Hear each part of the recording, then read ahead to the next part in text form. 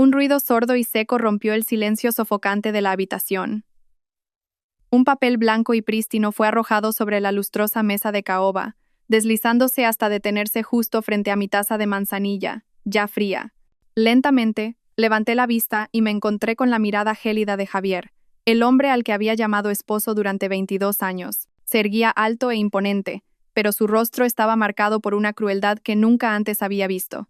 A su lado, su madre, mi suegra. Ella también, con los brazos cruzados y los labios finos apretados en una línea recta, me observaba como si yo fuera un objeto inútil a punto de ser desechado. La vasta mansión se sintió de repente como una cueva de hielo, y ni siquiera la brisa del aire acondicionado era tan fría como la mirada de las dos personas frente a mí.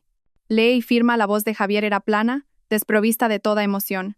Lucía ha dado a luz. Son mellizos, un niño y una niña. Esta casa por fin tiene herederos. Es una bendición para 3 generaciones de nuestra familia, intervino mi suegra, carraspeando antes de esbozar una sonrisa torcida. Su voz era mordaz. No como ciertos árboles secos que solo ocupan espacio sin dar fruto.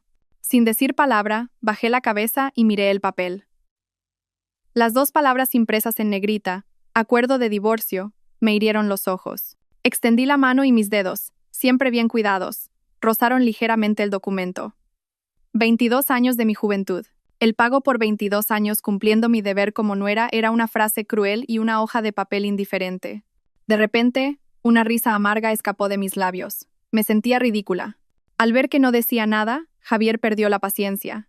Se acercó, alzando la voz y apuntándome directamente a la cara con el dedo. ¿A qué esperas? Ya que no puedes darme hijos, lárgate de una vez. No estorbes más aquí. Cada una de sus palabras se convirtió en miles de agujas que apuñalaban mi corazón. Pero, extrañamente, no dolía tanto como esperaba. Quizás el dolor se había acumulado durante tanto tiempo que ya me había vuelto insensible. Levanté la cabeza y miré a Javier directamente a los ojos. Luego miré a mi suegra. Por primera vez en todos estos años los observé no como una esposa o una nuera, sino con los ojos de una completa extraña. Lentamente tomé el documento, lo desdoblé y lo volví a colocar con cuidado sobre la mesa. Luego, levanté la taza de infusión fría y tomé un sorbo. El sabor era amargo, pero extrañamente me aclaró la mente. ¿Tanta prisa tenéis?, pregunté en voz baja, con una calma que me sorprendió a mí misma. Javier frunció el ceño, desconcertado por mi reacción. Probablemente había imaginado una escena de llantos, súplicas e incluso gritos. Pero yo simplemente permanecí sentada, con una serenidad aterradora.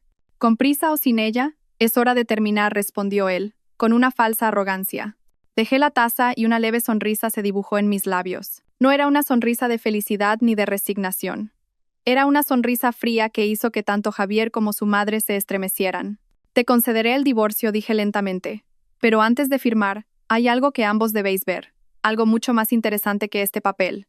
El frío del suelo de mármol se filtró a través de las suelas de mis zapatos, arrastrándome a la realidad de hace 22 años. No era el frío opulento de esta mansión, sino el aire desolado y gélido del pasillo de un hospital. El penetrante olor a desinfectante, las paredes blancas y la tenue luz fluorescente lo hacían todo insensible. Aquel día, estaba sentada en un banco, aturdida, apretando los resultados de unas pruebas en mi mano. Un médico mayor, con las gafas en la punta de la nariz, me lo dijo con una voz carente de compasión. Infertilidad congénita. Tiene una malformación uterina que hace que un embarazo natural sea prácticamente imposible. Cada palabra cayó como una roca, aplastando mi alma de veinteañera. El cielo seguía siendo azul y el sol brillaba, pero mi mundo se había derrumbado por completo. Javier y yo estábamos a punto de casarnos. Él era mi primer amor, todo lo que había soñado. Había imaginado un futuro feliz, lleno de risas de niños, pero una hoja de papel lo había reducido todo a cenizas. Lloré, incluso tuve pensamientos oscuros, pero me levanté. Amaba a Javier y creía que su amor era lo suficientemente grande como para superarlo todo. Sin embargo, no tuve el valor de decirle la verdad. Temía su mirada de decepción, la dureza de su madre, que tanto anhelaba un nieto para continuar el linaje. Intenté encontrar el momento adecuado, pero la tragedia llegó de una forma inesperada. Mi prima Isabel, que vivía en un pueblo de Extremadura, vino a Madrid en busca de trabajo. Acababa de cumplir 18 años. Era una chica inocente y sencilla. La acogí como a una hermana pequeña en el modesto piso que tenía alquilado, pero nunca imaginé que su inocencia sería el comienzo de otro dolor. Una noche, en una cena de empresa de Javier, él bebió demasiado. Yo tenía que terminar un informe urgente, así que le pedí a Isabel que lo llevara a casa primero. A la mañana siguiente, cuando volví, encontré a Isabel llorando en un rincón de su habitación. Javier se había ido temprano, dejando solo una nota apresurada. Lo siento. No necesité preguntar para saber lo que había pasado. Sentí que el corazón se me encogía, pero al ver a Isabel sollozando, no pude regañarla. Ella era solo una víctima del impulso y del alcohol. Unas semanas después, Isabel me confesó, aterrorizada, que estaba embarazada y que quería huir. Con el corazón hecho un nudo, la detuve. Me sentía traicionada por Javier. Sentía lástima por Isabel y me dolía mi propio destino. Justo cuando iba a confrontar a Javier, Isabel se desmayó. Siempre había sido de salud frágil, y el shock emocional y el embarazo la debilitaron gravemente. Durante meses lo oculté todo, cuidando de ella yo sola. Le mentí a Javier, diciéndole que Isabel padecía una grave enfermedad que requería un tratamiento a largo plazo. El día del parto, debido a su débil constitución, Isabel sufrió una hemorragia severa. En su lecho de muerte, se debatió entre la vida y la muerte. Isabel apretó mi mano con fuerza. Su respiración era débil. Elena, hermana, lo siento. Prométeme una cosa. Entre lágrimas asentí. Dime, te lo prometo. Cría a este bebé. Dale una familia completa, con un padre y una madre. No dejes que sepa la verdad. No dejes que sufra. La voz de Isabel se fue apagando hasta desaparecer.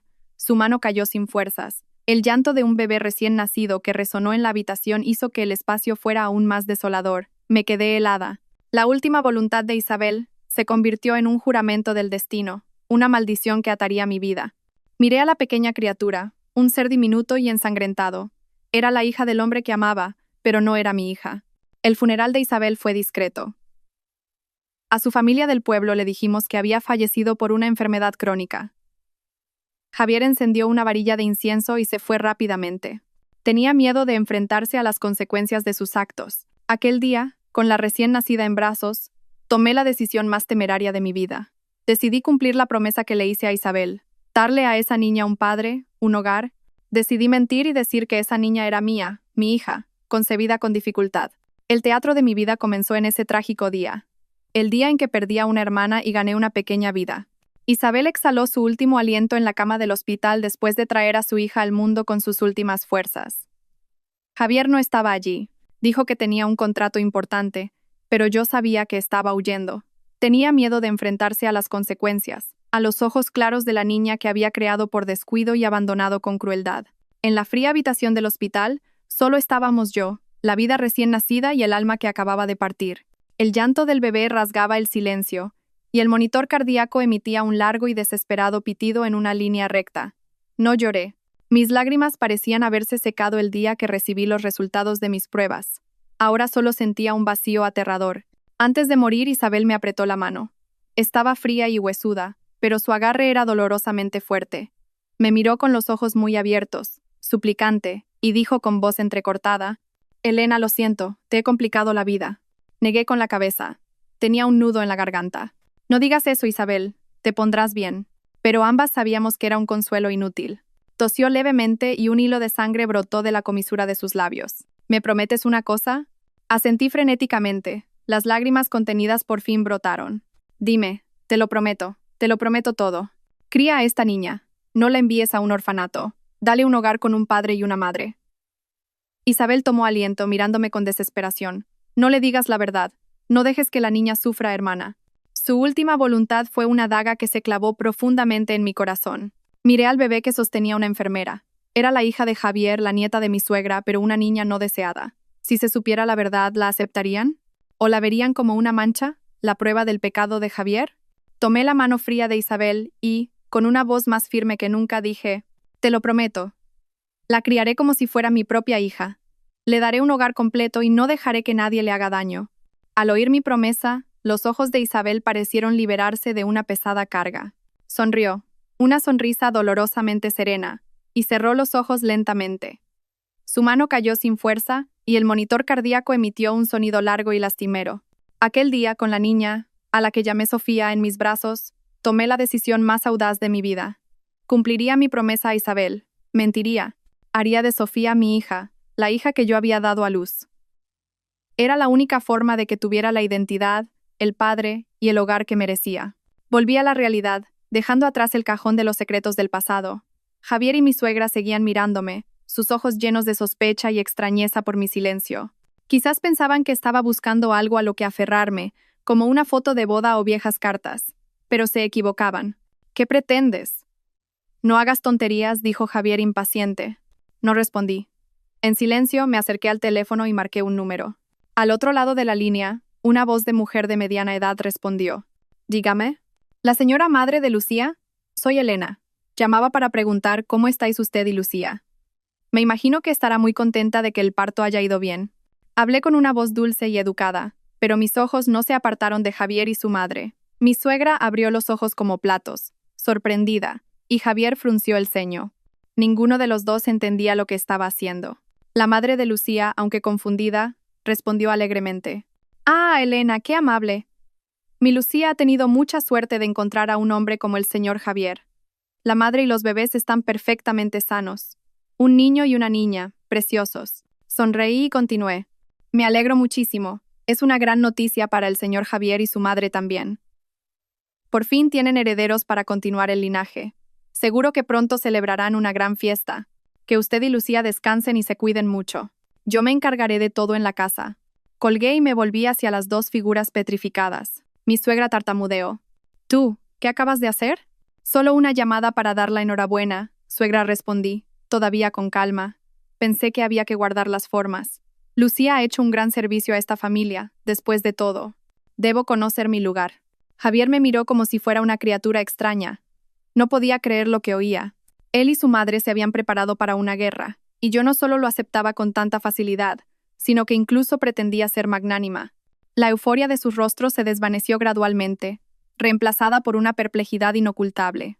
Intentando reafirmar su victoria, comenzó a hablar de sus dos hijos recién nacidos. «El mayor se parece mucho a mí. Seguro que será un gran empresario. La pequeña tiene la piel como la porcelana. Ya les hemos puesto nombre. Gonzalo y Gema. ¿A qué suena bien?» Mi suegra, sentada a su lado, sacó el móvil e hizo una videollamada. En la pantalla apareció el rostro de Lucía, cansado pero triunfante. «Lucía, cariño, enséñame a mis nietos». La voz de mi suegra era dulce como la miel. A través de la pantalla arrullaba a sus nietos y los colmaba de elogios. «¡Ay, qué preciosos son! Se parecen a su padre. De tal palo, tal astilla». No como ciertos pájaros, lanzó una mirada deliberada en mi dirección antes de volver a la pantalla con su voz melosa. «Cariño, come mucho para tener buena leche. He preparado un caldo reconstituyente. Javier te lo llevará luego». Yo permanecí sentada, observándolo todo en silencio. Me trataban como si fuera aire, como si mis 22 años en esa casa hubieran sido un error. Estaban ebrios de su nueva alegría, de los herederos que tanto habían anhelado. Y mi hija, Sofía, que llevaba la sangre de Javier, parecía una niña abandonada. Sonó el timbre del final de las clases y la gran puerta de la mansión se abrió. Mi hija Sofía entró, su rostro radiante como el sol. Corrió hacia mí, levantando en alto su examen de matemáticas. «Mamá, hoy he sacado un 10. Sonreí y le acaricié la cabeza. «Qué bien lo has hecho, mi Sofía». Miré hacia Javier. Él seguía con la nariz pegada al móvil, sin poder ocultar una sonrisa mientras pasaba las fotos. Sabía que estaba viendo las fotos de sus otros dos hijos. «Papá, he sacado un 10 en mates». Sofía corrió al lado de Javier esperando un elogio. Javier levantó la vista, echó un vistazo indiferente al examen y volvió a fijar la mirada en la pantalla del móvil. «Ah, bien hecho», respondió con desdén. Eso fue todo. La sonrisa desapareció del rostro de Sofía. En silencio fue a la mesa, dejó el examen y se sentó en una silla.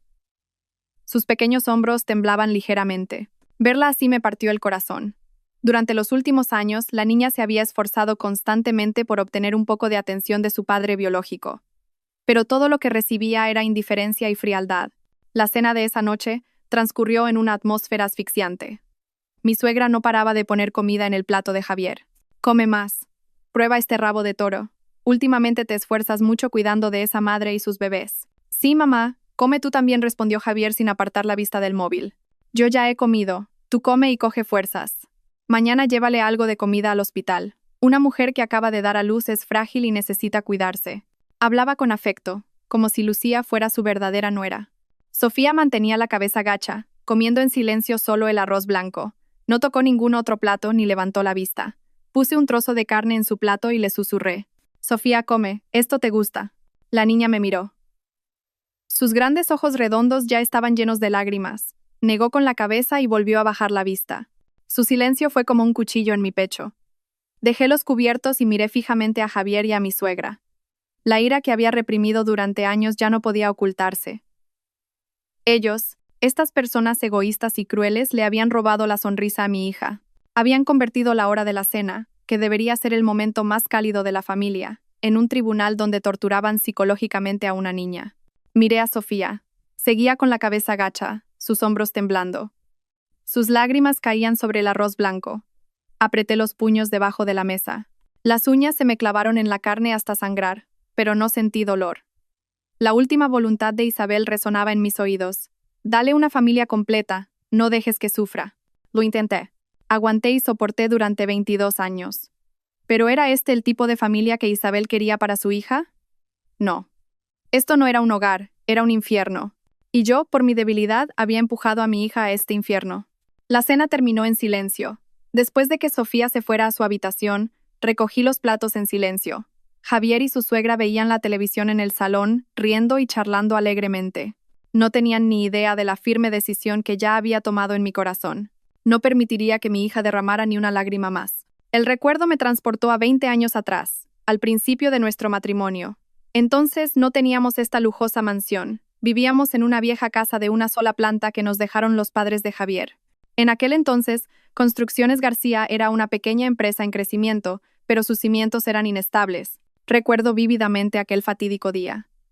Javier llegó a casa pálido y borracho. Se desplomó en una silla, agarrándose la cabeza. Cuando le pregunté preocupada, gritó: «¿Qué vas a saber tú? Todo ha terminado. Estamos a punto de quebrar». Más tarde me enteré. Javier, confiando demasiado en un socio comercial, había invertido todo el capital de la empresa y dinero prestado en un gran proyecto. Pero en el último momento, el socio se retiró y el proyecto se paralizó por una disputa de terrenos. Todo se derrumbó de la noche a la mañana. Los días siguientes fueron los más oscuros. El teléfono de casa no paraba de sonar con las voces de los acreedores. Vinieron a casa a exigir su dinero, con insultos y amenazas. Mi suegra lloraba todos los días, culpando al cielo y a la tierra, y acusándome de ser la mujer que trajo la desgracia. Javier se refugió en el alcohol, abandonándolo todo. Solo escapaba de la realidad a través de la bebida. Viendo cómo el negocio que su padre había construido con tanto esfuerzo durante toda su vida estaba a punto de desaparecer como el humo, y cómo el hombre que amaba se desmoronaba, no podía quedarme de brazos cruzados. No sabía mucho de negocios, pero tenía a mi padre. Mi padre era un arquitecto de renombre en el sector, y sus contactos eran algo que no cualquiera podía tener. Esa noche, después de acostar a Javier, llamé a mi padre y se lo conté todo. Mi padre guardó un largo silencio y luego suspiró. Si las cosas han llegado a este punto, hay que encontrar una solución. Veré si puedo hacer algo para ayudar. Pero Elena, prométeme una cosa. Sí, papá, dime. Pase lo que pase en el futuro, debes saber protegerte. Para una mujer, es más importante ser valorada por su propia capacidad que por casarse bien. Las palabras de mi padre me despertaron. Me di cuenta de que ya no podía depender de Javier. Tenía que valerme por mí misma. Y tenía a Sofía, y una promesa que cumplir. Gracias a mi padre, conseguí una reunión con el señor Davis, representante de un gran grupo de inversión de Londres. Estaban buscando oportunidades en el mercado español y, aunque Construcciones García estaba al borde de la quiebra, poseía terrenos y permisos que les interesaban. El día de la reunión, Javier me acompañó, pero había estado bebiendo toda la noche y se sentó como una sombra, con el rostro demacrado. Mi suegra, desconfiando de mí, también insistió en venir. La negociación se llevó a cabo íntegramente en inglés. Mi título de filología inglesa, olvidado durante mucho tiempo, me sirvió para pasar varias noches en vela repasándolo todo, preparando cada dato, cada propuesta. Vi cómo los ojos del señor Davis brillaban mientras yo exponía con confianza el potencial del proyecto, analizaba los factores de riesgo y proponía soluciones. Javier y mi suegra me miraban con un asombro inocultable. Probablemente nunca imaginaron que yo, a quien consideraban una simple ama de casa, pudiera hablar otro idioma con fluidez y expresarme con tanta claridad sobre cifras y cláusulas contractuales. Al final de la negociación, el señor Davies asintió. Aceptamos invertir. Pero con dos condiciones. Me miró directamente y dijo, primero, que la señora Elena se incorpore a la junta directiva como directora financiera, Confiamos en su capacidad y transparencia. Segundo, para garantizar la estabilidad de la inversión, exigimos que el 45% de las acciones de Construcciones García se transfieran a nombre de la señora Elena. Javier y su madre se quedaron helados. Mi suegra intentó oponerse, pero Javier la agarró del brazo rápidamente. Sabía que era el único salvavidas. Perder la mitad de la empresa era mejor que perderlo todo. Asintió frenéticamente. Sí, totalmente de acuerdo. Después de eso, todo sucedió rápidamente. Antes de la firma del contrato oficial, preparé otro legajo de documentos. Se lo entregué a Javier y le dije con calma: firma aquí. Es un acuerdo prenupcial, un mero trámite. Es para que los socios de Londres confíen en que los activos de la empresa no se verán afectados por nuestros asuntos personales. Mi suegra, que estaba al lado, echó un vistazo a los papeles y me apremió. Madre mía, qué complicados son estos papeles. Firma de una vez y que nos den el dinero. En ese momento, Javier estaba obsesionado con la idea de la enorme inversión que iba a recibir. Sin la menor sospecha, tomó el bolígrafo y firmó sin dudar en la parte inferior de la hoja, sin leer las cláusulas. Entre ellas, había una que le había pedido a mi abogado que redactara con mucho cuidado. En caso de divorcio debido al adulterio de una de las partes durante el matrimonio, el cónyuge culpable solo poseerá el 20% de los bienes gananciales formados después del matrimonio, y el 80% restante corresponderá al cónyuge inocente. Superada la crisis, Javier volvió a su naturaleza vanidosa y ociosa.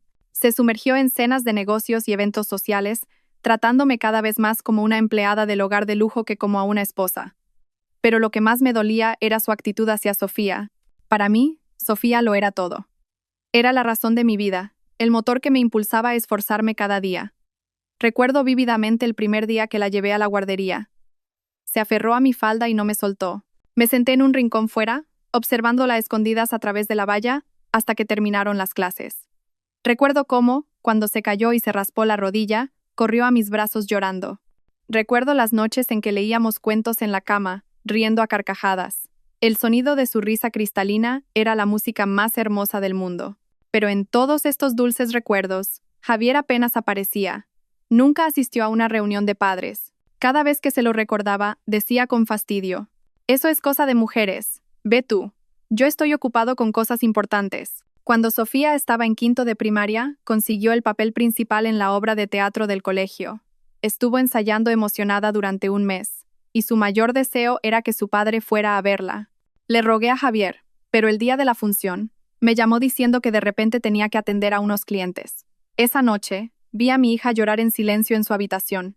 No dijo nada, pero yo sabía lo herida que estaba su joven alma. El incidente decisivo ocurrió durante una cena. Cuando Sofía le mostró con orgullo a su padre su boletín de notas, todos sobresalientes, Javier lo miró por encima y soltó una frase fría que todavía hoy me duele recordar. ¿Para qué estudia tanto una niña? Con que se case bien cuando sea mayor es suficiente. Que sepa cocinar y cuidar de la familia.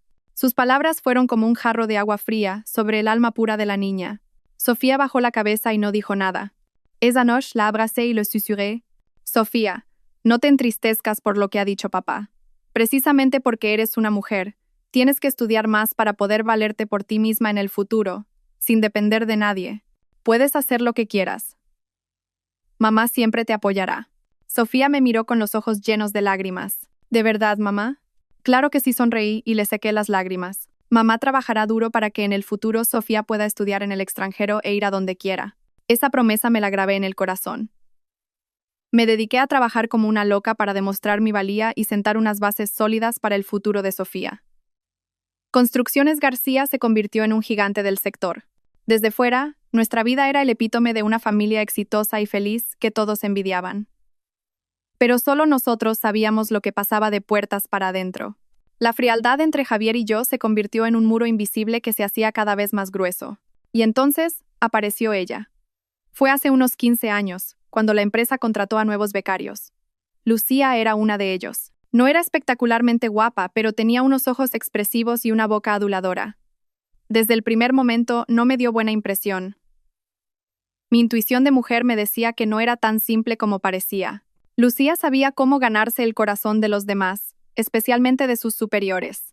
Con Javier, siempre le dedicaba una mirada de admiración brillante, como si él fuera un dios. Aunque Javier contara un chiste sin gracia, ella se reía a carcajadas, mostrando un gran deleite. A menudo, con la excusa del trabajo, le pedía consejo, eligiendo siempre momentos en los que estaban a solas. Comencé a notar pequeños cambios en Javier. Empezó a preocuparse más por su aspecto, a usar colonias caras con frecuencia. Su móvil tenía contraseña y, cada vez que le llegaba un mensaje, se sobresaltaba y se iba a un rincón a responder a escondidas. Una tarde, lo vi sonriendo solo mientras miraba el móvil. Me acerqué sigilosamente y le pregunté como si nada, ¿alguna buena noticia? Javier se sobresaltó y apagó la pantalla rápidamente.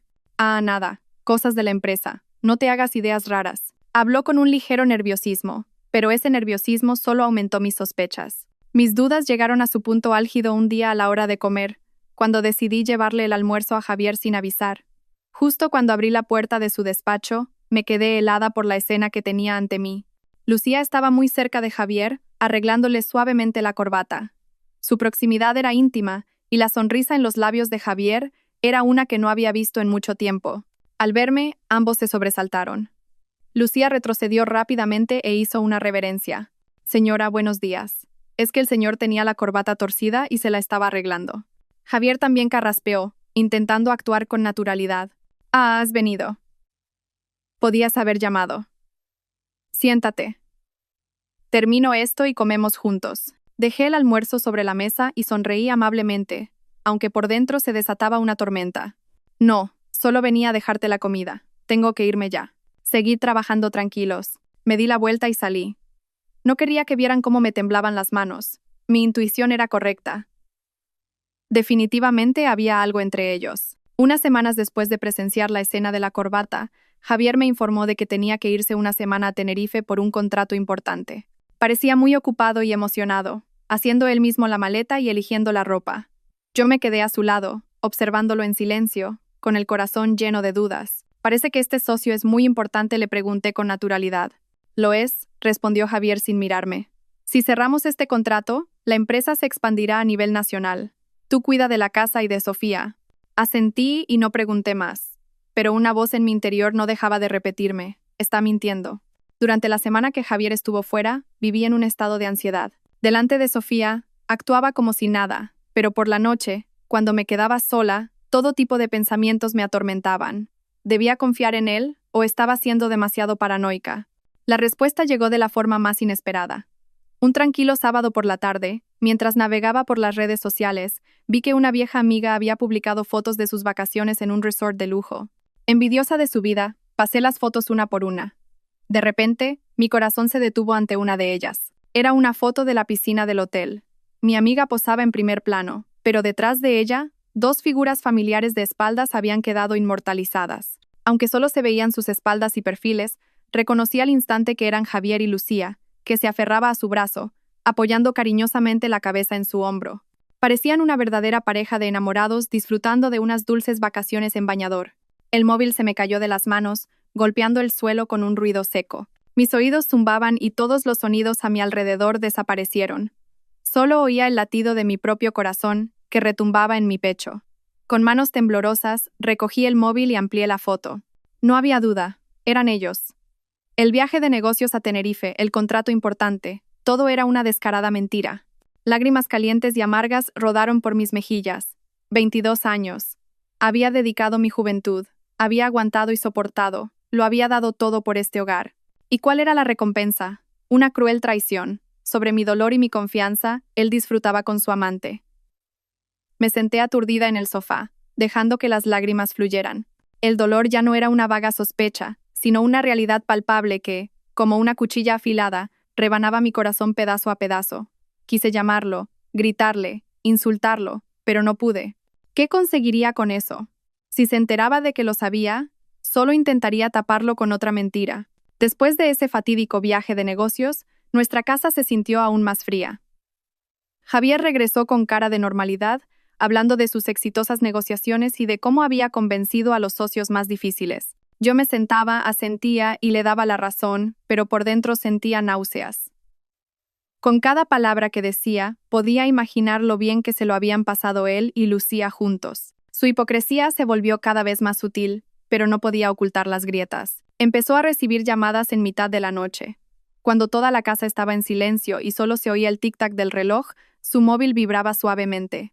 Se sobresaltaba, cogía el teléfono y salía al balcón, cerrando ligeramente la puerta de cristal. Los primeros días, fingí estar dormida, inmóvil, oía sus susurros. Su voz tierna, la que una vez tanto amé, ahora susurraba dulces palabras a otra mujer. Te echo de menos a morir. Sí, en casa como siempre. Mi mujer no para de sermonear. Espera un poco más. Pronto lo arreglaré. Cada una de sus palabras era una cuchilla invisible que ahondaba la herida de mi corazón. Pero ya no lloraba. El dolor se transformó en otra emoción, fría y afilada. Decidí que no podía seguir siendo una víctima. Necesitaba pruebas irrefutables para desenmascararlo. Busqué en internet e instalé en secreto una aplicación de grabación de llamadas en el móvil de Javier. Era algo que antes nunca habría soñado hacer, pero ahora lo hice con calma, sin que me temblara el pulso. Me sentía como otra persona, una mujer acorralada, dispuesta a hacer cualquier cosa para protegerse. Los archivos de grabación se enviaban automáticamente a mi correo electrónico. Cada noche, después de que Javier se durmiera, encendía sigilosamente el ordenador, me ponía los auriculares y escuchaba.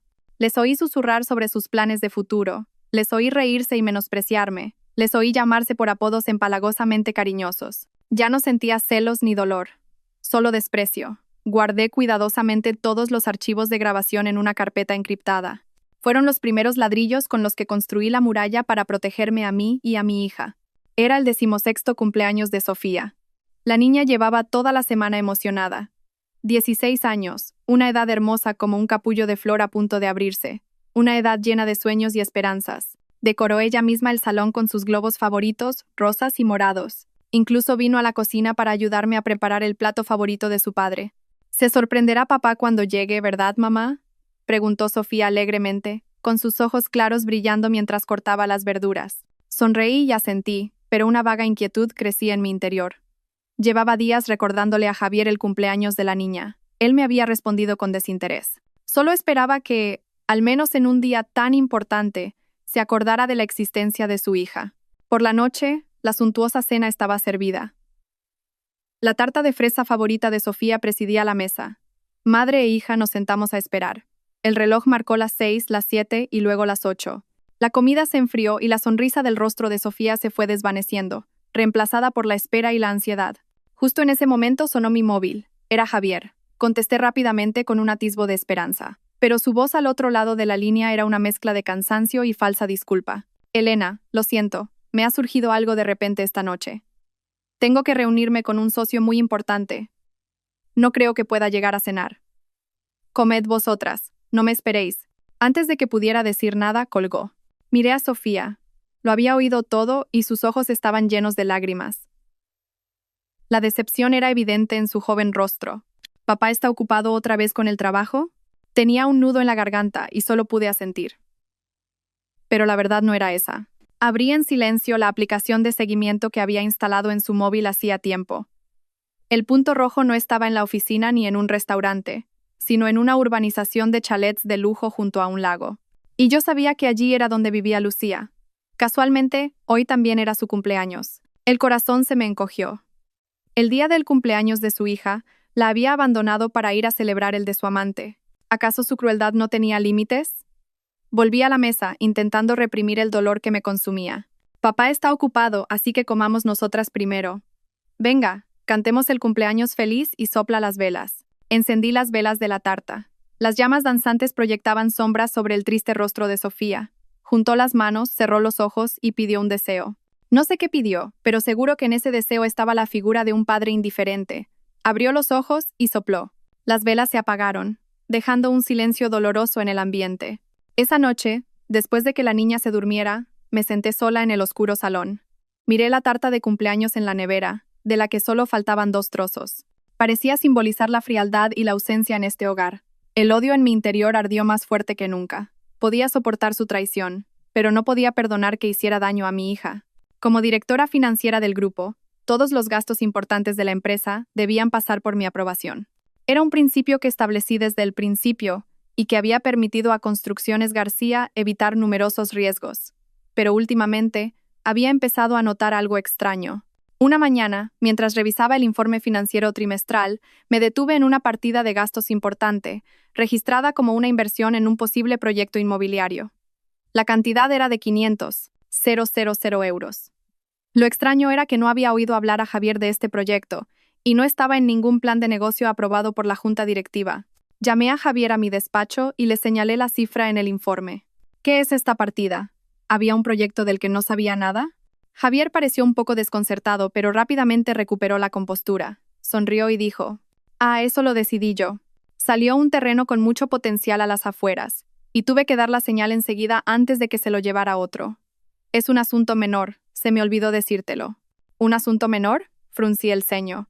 500.000 euros no es poco dinero. Sabes que todos los proyectos deben discutirse. ¿Por qué esta vez lo decidiste por tu cuenta? Simplemente vi una buena oportunidad y la aproveché. Eres demasiado precavida. Confía en mi criterio. Dijo eso, me dio una palmadita en el hombro y cambió de tema rápidamente. Pero mi intuición me decía que algo andaba mal. No me creí su vaga explicación. Esa tarde, le pedí a un conocido del registro de la propiedad que comprobara la información del terreno que Javier había mencionado. El resultado me dejó helada. No se había vendido ningún terreno. En cambio, mi contacto encontró otra información. Hacía una semana, se había vendido un ático de lujo en el centro de la ciudad. Su valor era exactamente de 500.000 euros. Y el nombre en la escritura de propiedad no era ni el de Javier ni el de Construcciones García, sino el de Lucía Martín. Me senté frente a la pantalla del ordenador, con las manos frías. El potencial proyecto inmobiliario del que hablaba era comprarle una casa a su amante. Había utilizado el dinero de la empresa, el dinero manchado con la sangre y el sudor de innumerables personas, una parte del cual también era mío, para mantenerla. Su descaro y sus mentiras superaban cualquier límite que pudiera haber imaginado. No monté ninguna escena. En silencio, fotocopié todos los documentos de la transacción. Desde el contrato de compraventa hasta los registros de las transferencias bancarias, todo era evidente. Era una prueba irrefutable de su malversación de fondos. Los guardé junto con las fotos del resort y los archivos de grabación. Los días siguientes, el ambiente en casa se volvió aún más pesado. Sofía también parecía sentir la creciente distancia y frialdad de su padre. Hablaba menos, reía menos y a menudo se encerraba sola en su habitación. Ya no me mostraba con orgullo sus exámenes de 10, ni esperaba que su padre volviera para cenar. Una tarde, mientras trabajaba en mi habitación, Sofía entró en silencio. Se quedó en el umbral, mirándome con sus grandes ojos redondos, llenos de una profunda tristeza. «¿Qué pasa, cariño?», le pregunté con ternura. Sofía se acercó y se sentó en el borde de la cama, juntando las manos. Dudó un buen rato, y luego preguntó con cautela una pregunta que me estrujó el corazón. «Mamá, ¿es que papá no me quiere?». Me detuve, dejando el bolígrafo que tenía en la mano. La miré profundamente a los ojos. En ellos vi dolor, confusión e incluso un poco de culpa. ¿Cómo no iba una niña tan inteligente y sensible como Sofía a darse cuenta de la indiferencia de su propio padre? ¿Qué podía responderle? ¿Debía mentirle y decirle que su padre la quería mucho, que solo estaba ocupado? ¿Podría esa mentira ocultar la cruel realidad? ¿O solo le daría esperanzas para volver a decepcionarla? ¿O debía ser sincera y decirle que su padre era un hombre indiferente que nos había traicionado a ambas? Pero, ¿no estaría sembrando odio en su alma pura? La abracé. Su suave cabello rozó mi mejilla, con el familiar olor a champú. Respiré hondo, intentando que no me temblara la voz. «Sofía, no es que papá no te quiera. Es que su forma de expresar el amor es diferente a la de los demás. Hay personas que no saben decir te quiero ni mostrar interés. Tu padre es una de esas personas». Sabía que no era toda la verdad, pero era la mejor respuesta que podía darle en ese momento. No quería destruir la imagen de su padre en su mente, aunque esa imagen ya estuviera distorsionada y agrietada. Sofía se quedó en silencio en mi regazo. Sentí como sus pequeños hombros temblaban ligeramente. Al cabo de un rato, susurró: «Pero el papá de Mina no es así.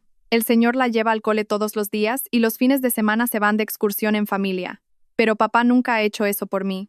Sus palabras me partieron el corazón. Le acaricié suavemente la cabeza y le dije con una voz firme pero llena de amor: «Cada persona es diferente.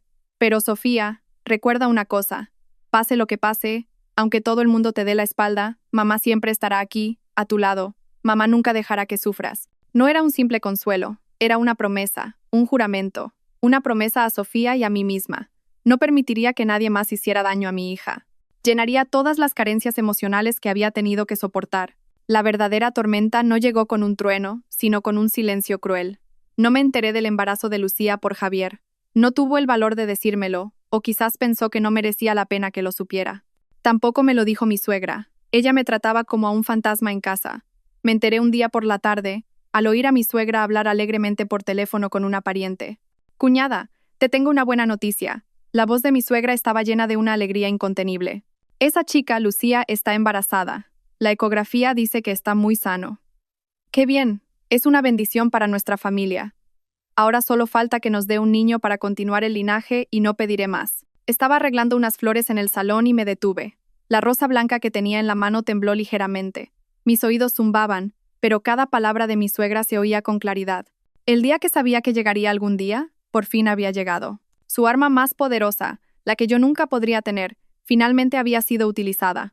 A partir de entonces, esta casa dejó de ser mi hogar. Se convirtió en un pequeño palacio para atender a la concubina que llevaba al heredero. Javier apenas venía a cenar. Estaba ocupado llevando a Lucía al médico, comprándole comida nutritiva. Mi suegra cocinaba esmeradamente caldos reconstituyentes en la cocina todos los días. Los metía en un termo y le urgía a Javier a que se los llevara mientras estuvieran calientes. Hacían alarde de su relación y cuidados delante de mí sin el menor reparo. Mi presencia se convirtió en una humillación, un recordatorio del fracaso de una mujer que no podía tener hijos. Algunos días Javier traía a Lucía hasta la puerta de casa. No la dejaba entrar, pero fuera le acariciaba el vientre ligeramente abultado y le daba tiernas instrucciones. Yo lo observaba todo en silencio desde el balcón del segundo piso. Mi corazón ya no dolía, solo sentía un vacío gélido. La única que notó algo extraño fue Sofía. Varias veces me preguntó: «Mamá, papá y la abuela están raros últimamente. ¿Por qué la abuela cocina tanta comida rica para que se la lleve papá?» Yo solo podía acariciarle la cabeza y forzar una sonrisa. «Ah, es que una compañera de la oficina está embarazada y la abuela la está cuidando. Hay que ayudarse unos a otros». Tenía que mentirle a mi hija. Una torpe mentira para tapar la podrida realidad de esta familia. La humillación llegó a su punto álgido. Supe que no podía vivir ni un día más en este infierno. No podía permitir que mi hija creciera en un ambiente tan tóxico, donde la mentira y la traición se daban por sentadas. Unas semanas después, un domingo por la mañana, Javier me lo comunicó de repente. Su tono era cortés pero arrogante. «Mañana por la mañana tenemos que ir a la finca familiar. Hay un asunto importante y tiene que reunirse toda la familia». «¿Qué asunto importante?», pregunté, aunque en el fondo ya me lo imaginaba. «Ya lo verás cuando llegues. Viste a Sofía de forma apropiada». Dijo eso y se dio la vuelta, sin darme oportunidad de preguntar más. La finca de la familia de Javier estaba en la sierra. Era una extensa propiedad con una casa de estilo rústico y tejado de pizarra. Solo se abría para ceremonias o fiestas importantes. Convocar a toda la familia en un día normal significaba que algo trascendental estaba a punto de ocurrir. Y yo sabía que yo era el centro de ese acontecimiento. Quería un escenario grandioso para humillarme delante de todos. Una sentencia pública. Quería que me fuera en medio del oprobio y la humillación. A la mañana siguiente, me puse un elegante vestido de seda verde jade. Me maquillé ligeramente y vestí a Sofía con un vestido blanco inmaculado. La niña, sin saber lo que pasaba, parloteaba y preguntaba: «Mamá, ¿hoy es el aniversario de los abuelos?» «No, solo es una reunión familiar», respondí, apretando su manita. Cuando llegamos, el patio de la finca ya estaba lleno de gente. Habían acudido parientes de todas partes. Se reunían en grupos, susurrando. Cuando Sofía y yo bajamos del coche, todas las miradas se clavaron en nosotras. Miradas de compasión, de curiosidad y también algunas mezcladas de regocijo y desprecio. Mi suegra, vestida con un traje de terciopelo granate, hablaba con algunos parientes. Al verme, me lanzó una mirada afilada y se dio la vuelta, fingiendo no haberme visto. Javier, como el heredero de la familia, iba de un lado a otro, estrechando manos y saludando a todos. Me ignoró deliberadamente, como si no nos conociéramos de nada. En silencio, llevé a Sofía dentro para encender una varilla de incienso ante los retratos de los antepasados. El humo que ascendía parecía llevarse la pesada congoja de mi corazón. Recé para que los antepasados me protegieran, para que mi agravio pronto fuera reparado. Llevé a mi hija a un rincón y me senté, abrazando un maletín de cuero negro. Dentro no había documentos de la empresa, sino todo mi futuro, el destino de Javier y una verdad enterrada durante 22 años. Cuando todos se sentaron, Javier carraspeó y se puso de pie en el lugar de honor. Empezó con un largo discurso sobre las tradiciones familiares y la responsabilidad del primogénito. El ambiente en la finca se volvió solemne. Todos escuchaban en silencio. «Os he reunido hoy aquí», dijo Javier con voz grandilocuente, «para anunciar un asunto de gran importancia para nuestra familia. Como sabéis, Continuar el linaje es lo más importante en una familia. Como primogénito, siempre he llevado esta carga en mi corazón. Hizo una pausa y me miró. Su mirada era una mezcla de falsa compasión y triunfo. Mi esposa Elena es una buena mujer, pero lamentablemente, el cielo no nos ha bendecido con hijos. Durante 22 años, en nuestra casa no se ha oído la risa de los niños. Se oyeron algunos susurros. Algunos parientes me miraron con lástima. Yo seguía sentada, con la espalda recta y el rostro inexpresivo. Javier respiró hondo y continuó con voz más alta. Pero los antepasados no han abandonado a nuestra familia. El cielo nos ha ayudado. Hoy quiero presentaros a una persona que ha traído la esperanza y el futuro a nuestra familia. Hizo una señal hacia atrás. Lucía, vestida con un amplio vestido blanco de embarazada, salió apoyada en el brazo de una prima de Javier. Su rostro estaba pálido como el de una madre primeriza, pero sus ojos brillaban con lágrimas. Interpretó a la perfección su papel de víctima. Esta es Lucía, la presentó Javier formalmente. Esta persona, desafiando las críticas del mundo y sacrificándolo todo, ha dado a luz a un hijo para nuestra familia y nuestro linaje. Y no uno, sino dos, un niño y una niña. Un murmullo de admiración recorrió toda la estancia. La gente empezó a hablar animadamente. Mi suegra se levantó, se acercó a Lucía, le cogió la mano y dijo con orgullo: «Esta chica es la benefactora de nuestra familia. Lo que la esposa no puede hacer, otra tiene que hacerlo». Lucía bajó la cabeza y sollozó.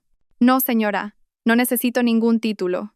Solo quiero estar al lado de Javier, cuidar de los dos niños y verlos crecer bajo la protección de esta familia». Su hipocresía me revolvió el estómago, pero la obra aún no había terminado.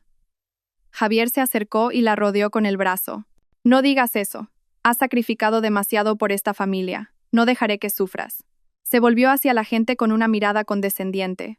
«Sé que esto puede ser mal visto por muchos, pero hago todo esto por cumplir con mi deber filial y para que el linaje de nuestra familia no se extinga. Espero que me entendáis y seáis indulgentes». Su actuación fue perfecta. Habían convertido una vergonzosa historia de adulterio en un noble sacrificio por la familia. Después de la conmovedora presentación de la benefactora, Javier se volvió hacia mí. La hipocresía de sus ojos desapareció, reemplazada por una fría mirada de juicio. Parecía un juez dictando sentencia a un condenado.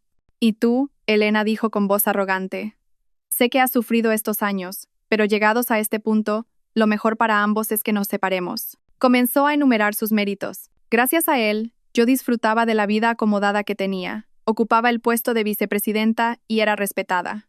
Hablaba como si todo lo que yo tenía fuera un regalo suyo. «Te he dado la vida que muchas mujeres sueñan», alzó la voz. «Pero, ¿qué me has dado tú a mí?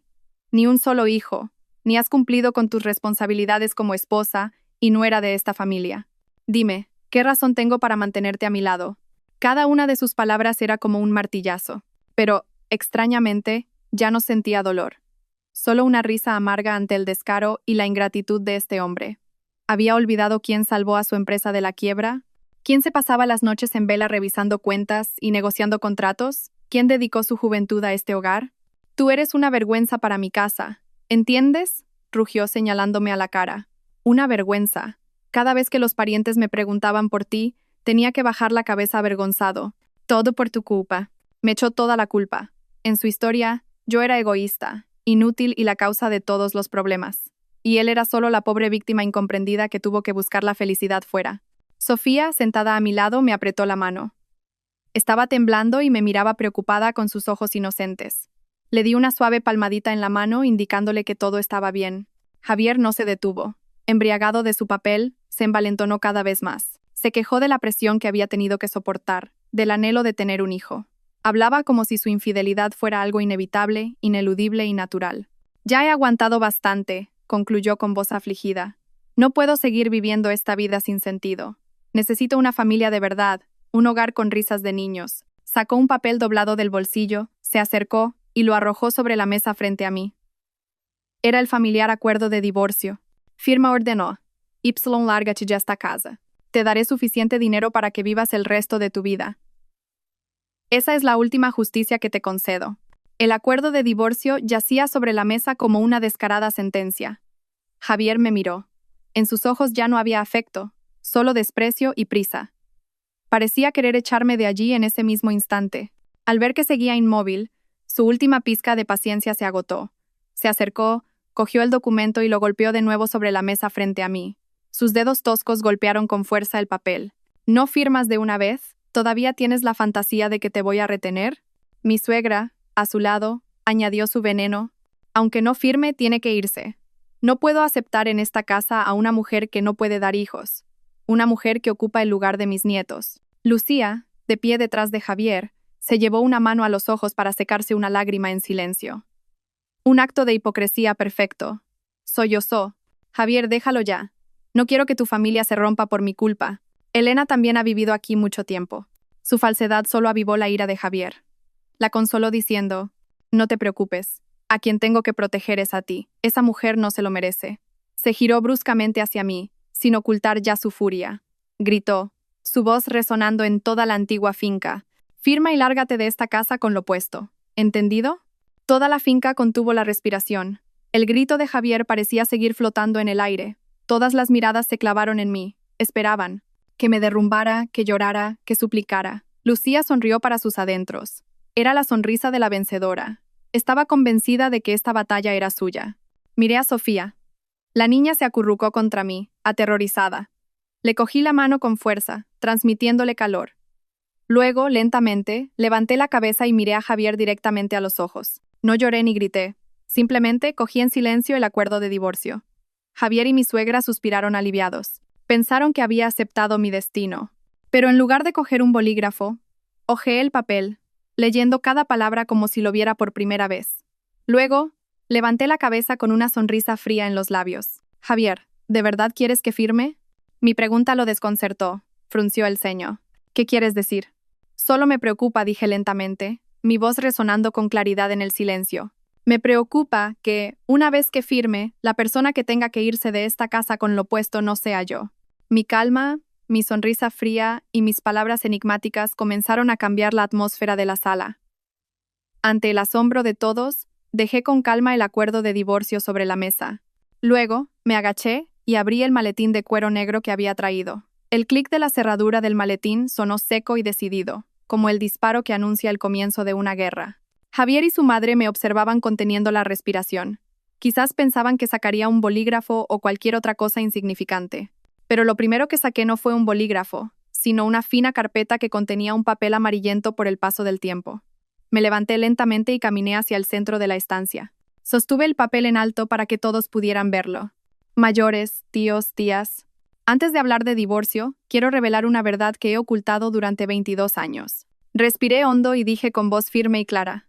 Este es un diagnóstico médico que recibí hace 22 años, justo antes de que Javier y yo nos casáramos. Los resultados indican claramente que soy congénitamente infértil. No es que no quisiera tener hijos, es que mi cuerpo no podía tenerlos. Un murmullo de sorpresa recorrió la sala. La gente empezó a cuchichear. La historia de la esposa que no podía dar hijos que Javier y su madre acababan de pintar se convirtió en un instante en algo absurdo. Mi suegra tartamudeó. Tú mientes. ¿De dónde has sacado ese papel falso? Ni siquiera la miré. Mi mirada estaba fija en el rostro de Javier, que palidecía por momentos. Continué, cada palabra era un martillazo, y lo que es más importante, mi marido, Javier García, lo sabía perfectamente. Sabía antes de casarnos que yo no podía tener hijos. Esta vez no fue un simple cuchicheo, sino un verdadero shock. La sala estalló en un clamor. Mi acusación destrozó por completo la imagen que Javier había construido de un pobre marido que, anhelando un hijo, tuvo que buscar a otra mujer.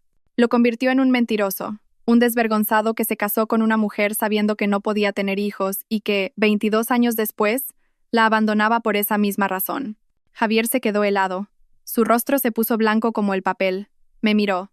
En sus ojos ya no había arrogancia, solo un pánico extremo. Nunca habría imaginado que yo todavía conservara ese papel que creía enterrado en el pasado. Tú, ¿qué tonterías dices? Intentó rebatir, pero su voz temblaba y carecía de fuerza. Si digo tonterías o no respondí con una voz gélida, tu corazón es el que mejor lo sabe. Pero, mayores, esa es solo la primera verdad.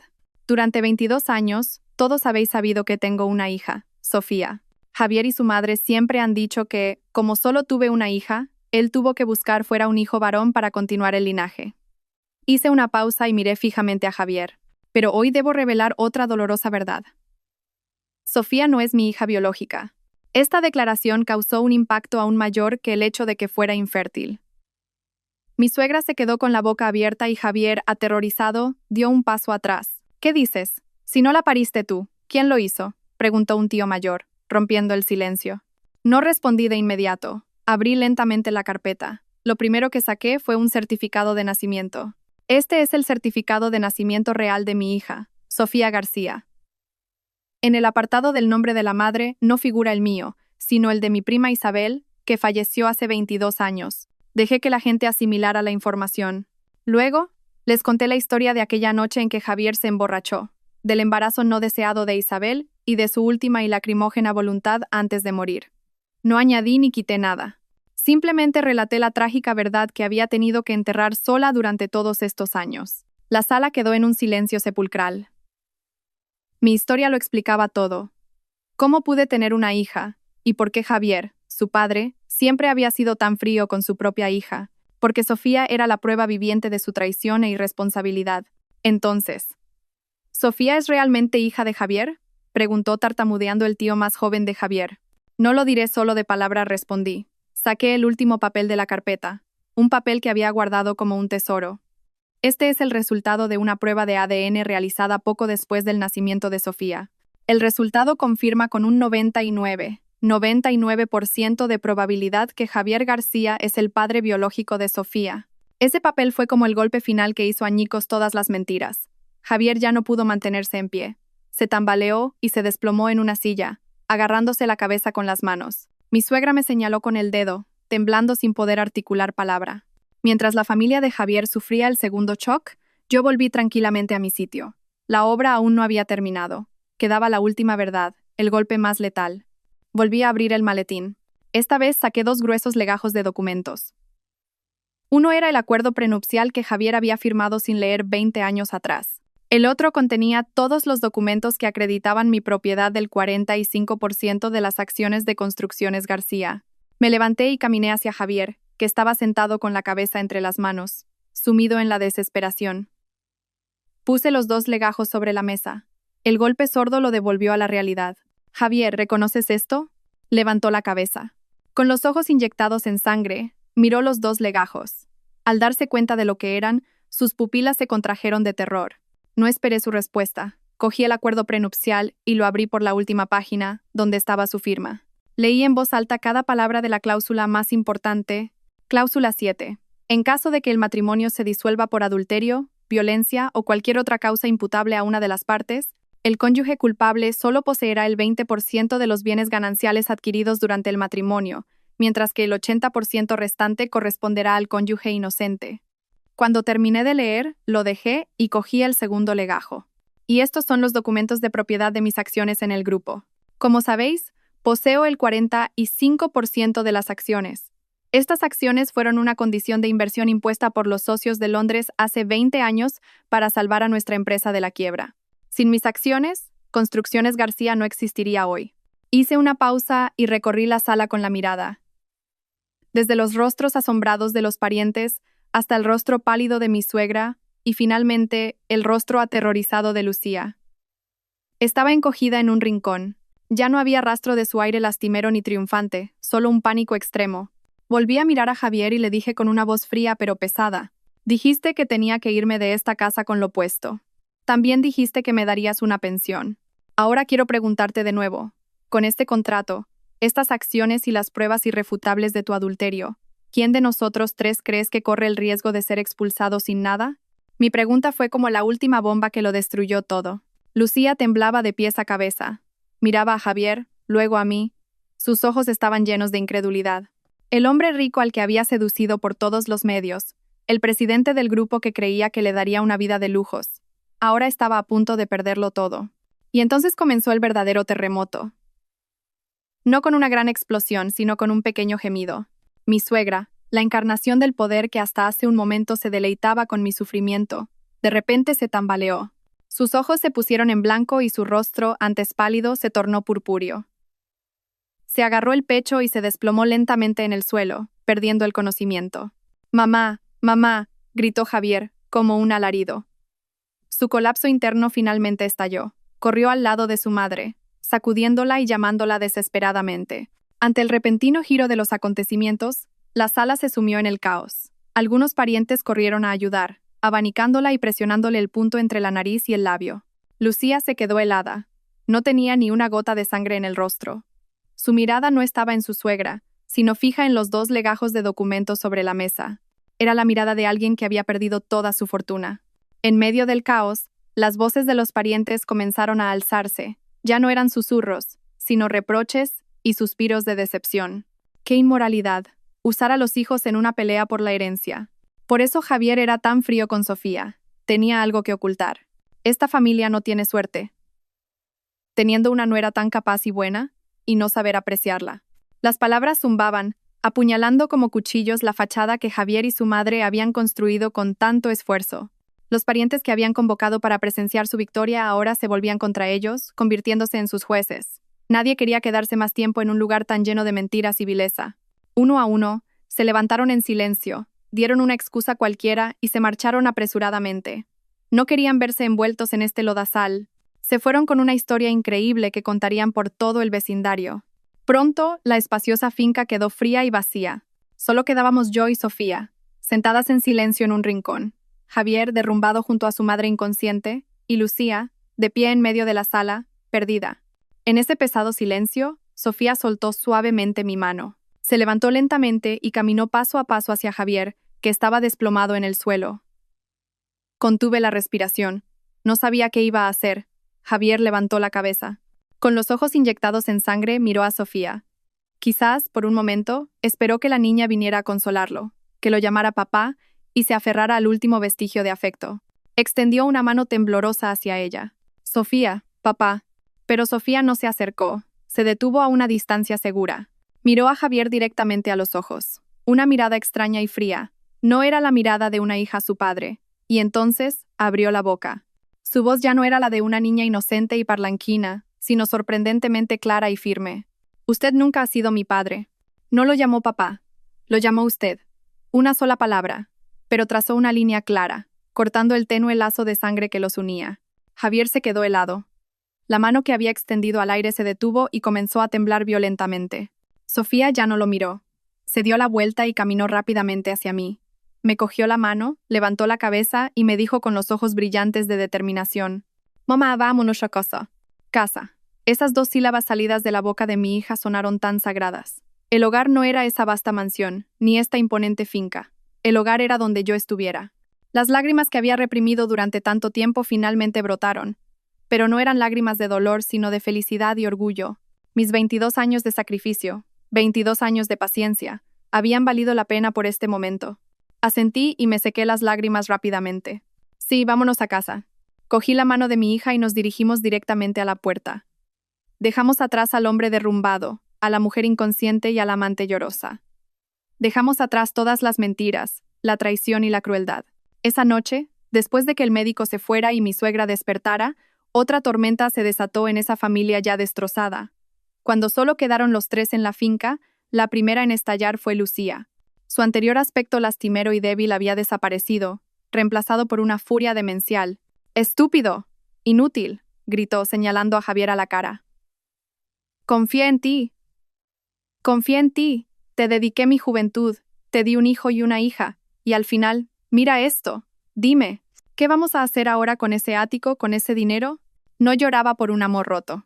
Lloraba porque la fortuna que creía tener en sus manos se había desvanecido como el humo. Javier, que había sufrido un gran shock, pareció volver en sí. Levantó la cabeza despeinada y miró a la que una vez fue su amada amante. Ahora le parecía extraña y aterradora. Su voz era ronca. ¿Solo te importa el dinero? ¿Y qué esperabas?, se burló Lucía con acritud. ¿Qué creías que amaba de ti? ¿Tu hipocresía o tu barriga? Si no fuera por el dinero, por el título de presidente del grupo, ¿crees que te habría mirado siquiera? ¡Qué error cometer mi vida a un inútil como tú! Mi suegra, recién despierta, temblaba de ira al oír esas palabras. Apenas pudo incorporarse y señaló a Lucía con el dedo. «Zorra, ¿cómo te atreves a hablarle así a mi hijo? Tú eres la que ha traído la desgracia. Desde que pusiste un pie en esta casa, no has hecho más que causar problemas. ¿Yo, una desgracia?» Lucía se giró sin el menor respeto. «Mire a su hijo, señora. Si ese hombre no hubiera sido tan tonto de firmar sin leer, no habríamos llegado a esto. Ahora estamos bien. Se ha quedado sin soga y sin cabra». ¿De quién se supone que van a depender mis dos hijos ahora? Su pelea fue a más. Insultos y crueles acusaciones volaban sin piedad. La relación que una vez llamaron amor, la que usaron para pisotear mi vida, ahora se despojaba de su dulce cáscara, revelando su esencia desnuda, llena de cálculo y egoísmo. No se amaban, solo se usaban. Javier necesitaba una máquina de producir herederos, y Lucía necesitaba un ganso de oro para cambiar su vida. La pelea terminó cuando Lucía, aterrorizada, se fue en mitad de la noche con sus dos hijos llorando a gritos. Sabía que ya no tenía motivos para quedarse. El hombre por el que había apostado su vida era ahora un fracasado con apenas un 20% de su fortuna. Desde ese día, no volví a contactar directamente con Javier. Dejé todo en manos de mi abogado. La guerra emocional había terminado. Ahora comenzaba la guerra legal. Y en esta guerra, todo se decidiría con números fríos y claros. Estaba sentada en el despacho de mi abogado, un espacio tranquilo y profesional, en total contraste con el caos que acababa de vivir. Un abogado de mediana edad, de aspecto distinguido, puso un legajo de documentos frente a mí. Señora Elena, dijo con voz calmada, con las pruebas que ha proporcionado y el acuerdo prenupcial, tenemos la victoria asegurada. La parte del señor García apenas tiene margen para rebatir. Pasó una página y señaló unas cifras. El valor total de los bienes gananciales, incluyendo las acciones de Construcciones García, la mansión, 2 coches, depósitos bancarios e inversiones, se estima en unos 20 millones de euros. Según el acuerdo, el señor García, como cónyuge culpable, solo recibirá el 20%, es decir, 4 millones de euros. El 80% restante, 16 millones, le corresponde a usted. Escuché en silencio. Esas cifras, que para otros serían una fortuna, para mí eran solo la compensación por 22 años de juventud perdidos. En cuanto a las acciones de la empresa, continuó el abogado, usted posee el 45% y el señor García el 55%. Después del divorcio, él seguirá siendo el accionista mayoritario. Sin embargo, dada su situación financiera tras el reparto de bienes, le será difícil mantener la presidencia de la Junta. Probablemente tendrá que vender parte de sus acciones para cubrir gastos. Asentí. Eso era exactamente lo que quería. No necesitaba hacer nada. Su propia codicia y estupidez lo empujarían fuera del trono de poder del que tanto se enorgullecía. Unos días después, Javier recibió la citación del juzgado junto con una notificación detallada del reparto de bienes. Me llamó innumerables veces, pero no contesté. Me envió largos mensajes, una mezcla de súplicas, arrepentimiento y amenazas. Elena, no puedes hacerme esto. Esto es todo lo que tengo. Me equivoqué. Por favor, dame una oportunidad. Empecemos de nuevo. Si me llevas al límite, que sepas que tú tampoco saldrás ilesa. Leí todos los mensajes y los borré en silencio. Mi corazón no sintió ninguna alteración. El perdón no es una mercancía que se pueda dar fácilmente, especialmente cuando las heridas son tan profundas. Ahora todo quedaba en manos de la justicia. Las réplicas de la reunión familiar no se limitaron a la ruptura de una familia. Fueron un terremoto que sacudió todo el imperio del que Javier tanto se enorgullecía. El escándalo de la familia García se extendió más rápido de lo que había imaginado. En el mundo de los negocios, la reputación a veces es más importante que el dinero, y Javier, de la noche a la mañana, había destruido ambas cosas con sus propias manos. No necesité hacer nada. Sentada en casa, observé todo en silencio a través de las llamadas de mi abogado y las noticias que leía de vez en cuando. Las acciones de Construcciones García comenzaron a desplomarse. Los pequeños inversores, habiendo perdido la confianza en su líder, vendieron sus acciones en masa. Pero el golpe más letal vino de Londres. Unos días después, recibí un correo electrónico del señor Davis. No preguntó por mis asuntos personales. El correo era muy conciso y profesional. Me informaba de que, tras reevaluar la situación interna y la credibilidad de la dirección, su grupo había decidido retirar toda su inversión de Construcciones García lo antes posible. Leí el correo. No sentí ninguna satisfacción, solo una extraña calma. Era el karma. Hace 20 años, la confianza de mi padre y mi capacidad los trajeron. 20 años después, mi partida los hizo irse. Javier había olvidado que los cimientos de este grupo no se construyeron solo con dinero, sino con confianza. Y cuando la confianza desaparece, es inevitable que todo se derrumbe. La retirada del mayor inversor provocó un efecto dominó. Numerosos proveedores y socios de toda la vida comenzaron a dudar. Exigieron el pago inmediato de las deudas y cancelaron contratos ya firmados. La poderosa Construcciones García, de repente, se encontraba en medio de una tormenta, a punto de hundirse. Me enteré de que Javier corría de un lado a otro para cubrir las pérdidas. teniendo que vender su coche e incluso terrenos personales. Tuvo que vender más de la mitad de sus acciones a otros accionistas a precio de saldo para mantener un ápice de poder. Pero ya no era el imponente presidente de antes. En la junta directiva, solo escuchaba en silencio los reproches y las acusaciones de quienes una vez lo elogiaron. El imperio que había construido sobre mentiras y traición se desmoronaba ante sus ojos. E irónicamente, la chispa que encendió ese derrumbe la había provocado él mismo. No me alegré de su fracaso. Solo sentí lástima. Lástima por un hombre que, por proteger una rama seca, había quemado todo el bosque con sus propias manos. Una semana después de que terminara el juicio, recibí una llamada de Javier. Esta vez, la cogí. Al otro lado de la línea no había una voz arrogante o amenazante, sino una voz cansada y débil. Elena, ¿podemos vernos un momento? Por favor. Acepté. No porque me quedara algún sentimiento, sino porque sentía que ambos necesitábamos una última conversación para cerrar de verdad el pasado. Nos encontramos en una pequeña cafetería junto al lago, un lugar tranquilo y desconocido que no evocaba ningún recuerdo. Javier había llegado primero. Estaba sentado de espaldas en un rincón. Cuando entré, casi no reconocí al hombre con el que había vivido 22 años. Había adelgazado mucho y su pelo, antes canoso, ahora era notablemente blanco. El traje caro le quedaba grande y arrugado. Ya no era el imponente presidente de un grupo, sino un hombre de mediana edad fracasado, agobiado por las preocupaciones. Al verme, se levantó apresuradamente y me apartó torpemente la silla. Me senté en silencio y pedí una infusión de jengibre. El aire entre nosotros era tan denso que se podía cortar con un cuchillo. Después de un largo rato, Javier habló. Su voz era ronca. Elena yo. Dudó sin saber por dónde empezar.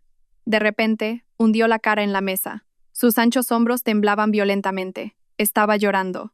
Como un niño. Me equivoqué, Elena. Me equivoqué de verdad, sollozó. Fui un cabrón. Un hombre que no merecía ser ni marido ni padre. Lo he perdido todo. La empresa, el honor. Y a ti y a nuestra hija. Me senté en silencio, removiendo mi infusión. No sentí ni satisfacción ni compasión. Solo cansancio. Esa disculpa debería haber llegado hace años. Ahora era demasiado tarde, demasiado insignificante. Cuando se calmó un poco, levantó la cabeza. Con los ojos inyectados en sangre me miró suplicante. ¿No puedes darme otra oportunidad? Elena, empecemos. Empecemos de nuevo. Cambiaré. Os trataré muy bien a ti y a Sofía. De verdad. Negué con la cabeza en silencio, interrumpiéndolo. Javier, dije con calma. El amor no es una deuda. No se puede saldar pidiendo perdón. El amor es un regalo. Una vez tuviste ese regalo, pero lo tiraste con tus propias manos. Un regalo abandonado no se puede recoger. Dejé el dinero de la infusión sobre la mesa y me levanté lentamente. Todo ha terminado. Ya no te guardo rencor. Solo espero que te vaya bien en el futuro. Hice una pausa y lo miré profundamente a los ojos. Todavía tienes 3 hijos. Una hija a la que abandonaste y 2 niños inocentes que trajiste al mundo. Cumple con tu responsabilidad como padre para con ellos. Es la única forma de que puedas enmendar tus errores. Dije eso y me di la vuelta. No miré atrás ni una sola vez. Lo dejé allí, con su tardío arrepentimiento y su café frío. Después de finalizar los trámites del divorcio, lo primero que hice fue vender esa fría mansión. No quería conservar un lugar con tantos recuerdos dolorosos. Sofía y yo nos mudamos a un ático en un rascacielos con un gran balcón con vistas a la ciudad. No era tan grande como la casa anterior, pero era cálido y lleno de sol. La vida de madre e hija entró gradualmente en una nueva órbita, tranquila y feliz. Cada mañana le preparaba el desayuno a mi hija y nos íbamos juntas, ella al instituto y yo a la oficina. Por la noche, nos sentábamos a la mesa y compartíamos las historias del día. La pequeña casa siempre estaba llena de risas, un sonido que no había oído en mucho tiempo. Ya no trabajaba en Construcciones García. Con mis acciones, seguía siendo una accionista mayoritaria, pero renuncié a todos los cargos directivos y solo asistía a las reuniones importantes. Quería dedicarle más tiempo a Sofía, llenar las carencias emocionales que había tenido que soportar. Y entonces, llegó una gran noticia. Sofía, gracias a su esfuerzo constante, consiguió una beca completa para una prestigiosa universidad de Estados Unidos. El día que recibió la carta de admisión, corrió a mis brazos, llorando y riendo, diciendo: «Mamá, lo he conseguido, lo he conseguido». La abracé con fuerza. Mi corazón rebosaba de felicidad y orgullo. El sueño que había albergado durante tanto tiempo para ella finalmente se había hecho realidad. El día que acompañé a Sofía al aeropuerto, intenté no llorar. Le ayudé a organizar el equipaje por última vez y le di 1000 recomendaciones. Antes de entrar a la zona de embarque, Sofía se dio la vuelta y me abrazó con fuerza. Apoyó la mejilla en mi hombro y susurró algo que me hizo romper a llorar. Gracias, mamá. La tía Isabel me dio la vida, y tú me has dado toda una vida. Me quedé helada y la abracé con más fuerza. Mi pequeña y preciosa hija. Lo sabía todo. Quizás una noche, sin querer, me había oído hablar con una foto de la tía Isabel. No preguntó. Simplemente lo entendió en silencio, y me amó con todo su corazón. Tonta sollocé.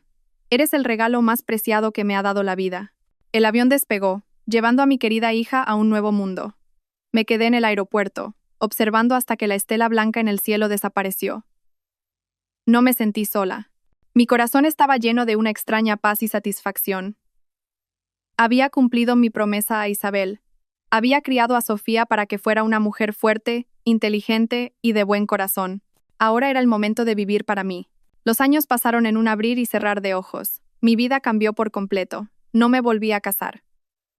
Para mí, el amor era probablemente una deuda saldada en esta vida. En cambio, usé mi dinero y mi experiencia para fundar un pequeño fondo de inversión para apoyar a mujeres emprendedoras. El trabajo era exigente, pero me daba alegría y sentido. Sofía se graduó con honores y decidió quedarse en Estados Unidos para trabajar en una ONG. Me llamaba todos los días. A través de la pantalla, veía a una joven segura de sí misma, enérgica y feliz. Esa era mi mayor recompensa. A veces me llegaban noticias de Javier. Construcciones García se tambaleó durante mucho tiempo y finalmente no pudo recuperarse. Vendió todas las acciones que le quedaban y se retiró oficialmente del imperio del que una vez tanto se enorgulleció. Decían que ahora vivía en un pequeño piso a las afueras, el mismo ático de 500.000 euros que una vez le compró a Lucía. Después del divorcio, por ley, Lucía también recibió la mitad, pero ella también se fue, dejándole a él 2 niños pequeños y una interminable exigencia de pensión alimenticia. La gente decía que a menudo veían a un hombre envejecido y cansado, llevando con dificultad a 2 niños al colegio. Había conseguido el hijo varón que tanto anhelaba para continuar el linaje, pero el precio fue demasiado alto. Consiguió lo que quería, pero perdió todo lo que era verdaderamente valioso. Una tarde de fin de semana, estaba sentada sola en mi oficina, contemplando la ciudad iluminada. Un espectacular atardecer de tonos naranjas y rojizos teñía una parte del cielo. De repente, sonreí. Una sonrisa serena y ligera. En la vida, realmente existe el karma. Solo es cuestión de si llega antes o después. Ya no sentía ni rencor ni anhelo. Cada uno debe asumir la responsabilidad de sus propias decisiones. Sonó el móvil. Era una videollamada de Sofía. Me contaba con orgullo una actividad de voluntariado que había realizado en un lugar lejano. Ver su sonrisa radiante me llenó el corazón de calor. El pasado quedó atrás. El dolor se convertiría en parte del recuerdo. Y el futuro, mi futuro y el de mi hija, estaba abierto de par en par, lleno de luz.